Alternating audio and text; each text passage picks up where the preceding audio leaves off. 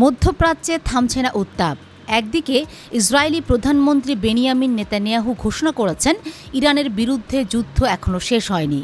অন্যদিকে পারস্য উপসাগরের কৌশলগত জলপথ হরমুজ প্রণালীতে মুখোমুখি অবস্থানে দাঁড়িয়েছে ইরান ও যুক্তরাষ্ট্রের নৌবাহিনী।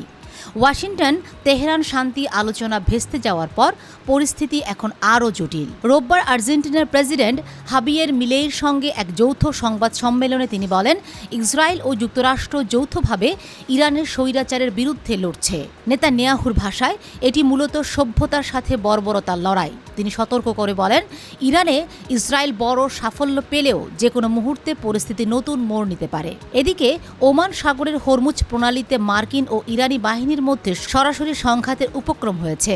ইরানি গণমাধ্যম প্রেস টিভির দাবি, তোশকা নামক একটি ইরানি জাহাজকে মার্কিন বাহিনী আটক করার চেষ্টা করলে দ্রুত সেখানে পৌঁছায় আইআরজিসির নৌ ইউনিট। আইআরজিসির কঠোর অবস্থানের মুখে মার্কিন নৌবাহিনী পিছু হটতে বাধ্য হয়। উল্লেখ্য, এই জলপথ দিয়ে বিশ্বের 20% জ্বালানি পরিবহন করা হয়, যা বর্তমানে দুই পক্ষের পাল্টাপাল্টি অবরোধের কারণে হুমকির মুখে। তবে কি ভেস্তে যাচ্ছে শান্তি আলোচনা? সংঘাত নিরসনে পাকিস্তানের ইসলামাবাদে দ্বিতীয় দফার বৈঠকের প্রস্তুতি থাকলেও ইরান স্পষ্ট জানিয়ে দিয়েছে তারা এই আলোচনায় অংশ নেবে না। তেহরানের অভিযোগ, যুক্তরাষ্ট্রের অযৌক্তিক দাবি এবং বারবার অবস্থান পরিবর্তনের কারণেই আলোচনার পথ রুদ্ধ হয়ে গেছে। ওয়াশিংটনের আরোপিত নৌ অবরোধের বিপরীতে ইরানও তাদের অনমনীয় অবস্থান বজায় রেখেছে।